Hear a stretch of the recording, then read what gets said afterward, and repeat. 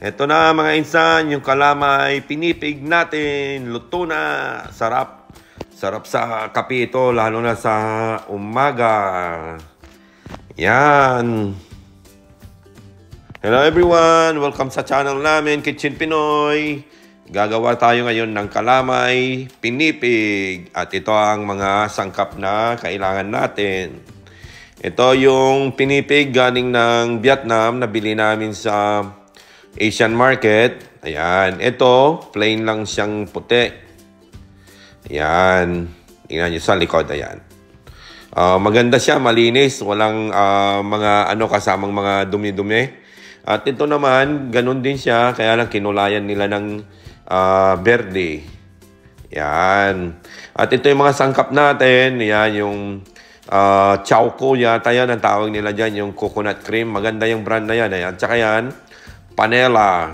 Nabili namin yan sa Spanish market yan. Yung panela ang tawag nila yan. Sa atin, panotcha ang tawag sa atin. At ito, yung gagawin nating latik. Yan yung coconut cream. Maganda yan sa latik. Ito, yung nilagay ko na dito yung dalawang lata ng gata at saka yung panela or panotcha. Yan. And then, pakuluan lang natin siya para matunaw siya.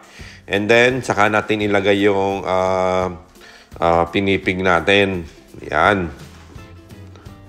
Ito na, kumukulo na siya. Natunaw na yung mga panotcha natin. Then, nilagay na natin yung pinipig. Yan.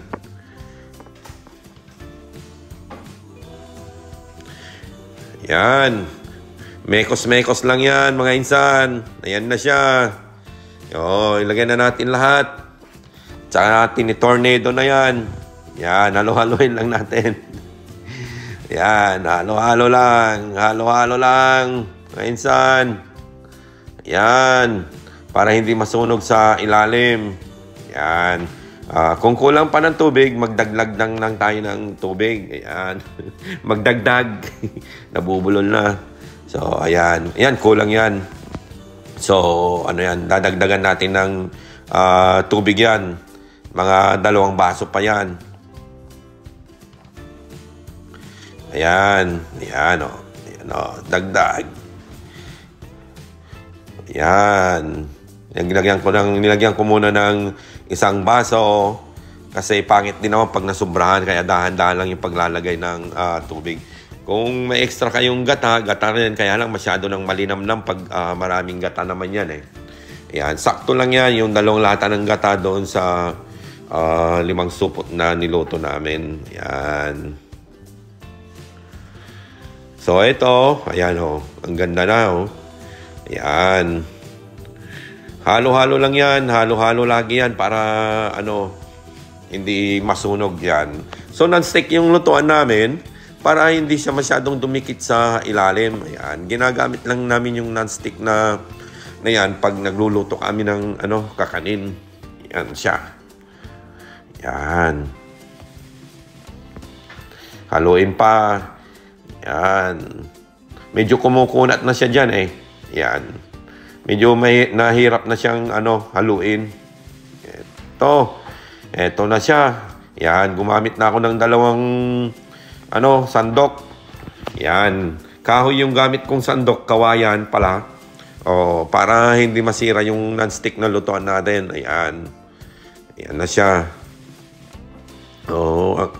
Medyo dumidikit pa rin yan. Kasi napakalagkit na niya yan. Napakakunat na nung ng niluluto natin kakanin.